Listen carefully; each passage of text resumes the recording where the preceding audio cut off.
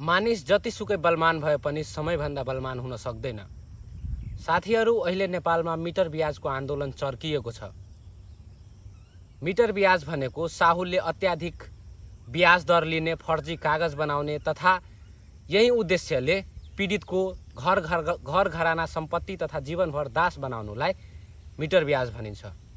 आज हामी यही विषयमा कुरा गर्नेछौँ। मिटर ब्याजमा पीडित व्यक्ति मात्र पीडित बनेको छ कि साहु पनि? साथीहरू, ऋणी व्यक्ति आफ्नो दुख देखाएर साहुबाट पैसा लिन्छन्, आफ्नो अनेकौं काम गर्छन्, तर साहु व्यक्तिले त्यसलाई ऋण दिन्छ वास्तवमा समस्या हेरेर। तर त्यो व्यक्ति ऋण लिएर आन्दोलन गर्न थाल्छन्। हामी आज दुवै पक्षबाट कुरा गर्नेछौँ। कुनै अवस्थामा ऋणी पीडित नै छ र कुनै अवस्थामा साहु पनि पीडित भएको छ। अब ऋणी कस्तो अवस्थामा पीडित भएको छ भने, साहु व्यक्ति पैसा दिन्छ, कागज बनाउँछ, कागज बनाउनुको साथसाथै त्यसको जमिन पनि रजिस्ट्री गराउँछ। यदि पैसा तपाईँ दिनु भएन भने तपाईको जमिन बेचेर त्यो पैसा लिन्छ र त्यो कपाली तमसुमा पनि उल्लेख गरिएको हुन्छ। तपाईँ यदि पैसा तिर्न सक्नु भएन भने तपाईँ श्री सम्पत्तिबाट पैसा असुल गरिलिनु भनेर हस्ताक्षर र सही छाप गराएको हुन्छ।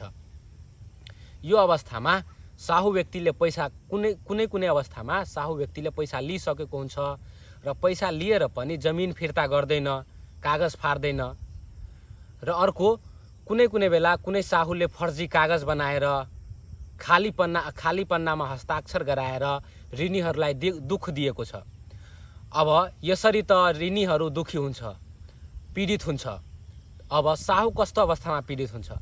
साहु कस्तो अवस्थामा पीडित हुन्छ भने कुनै अवस्थामा साहुले पैसा दिएको हुन्छ ऋणीलाई र ऋणीले पैसा नतिरेर उल्टै आन्दोलन गर्छ, विद्रोह गर्छ, त्यसको पैसा लिएर ऐस आराम गरिएको हुन्छ। तर त्यसको पैसा दिने बेलामा त्यसलाई उल्टै थर्काउँछ, आलटाल गर्छ। यसरी कुनै अवस्थामा साहु पनि पीडित छ। यो म भन्दैन कि मात्र ऋणी पीडित छ, पीडित दुवै छ, तर अवस्था फरक छ। यसै गरी साहुले अर्को आफू ब्याङ्कबाट पैसा उठाएको हुन्छ र ऋणीलाई दिएको हुन्छ र ऋणीले पैसा नदिएर त्यो पैसाको ब्याज बढिरहेको हुन्छ। यसरी साहु पनि पीडित हुन्छ। तर अत्याधिक पीडित को छ, ऋणी कि साहु? मेरो विचारमा ऋणी पीडित हो।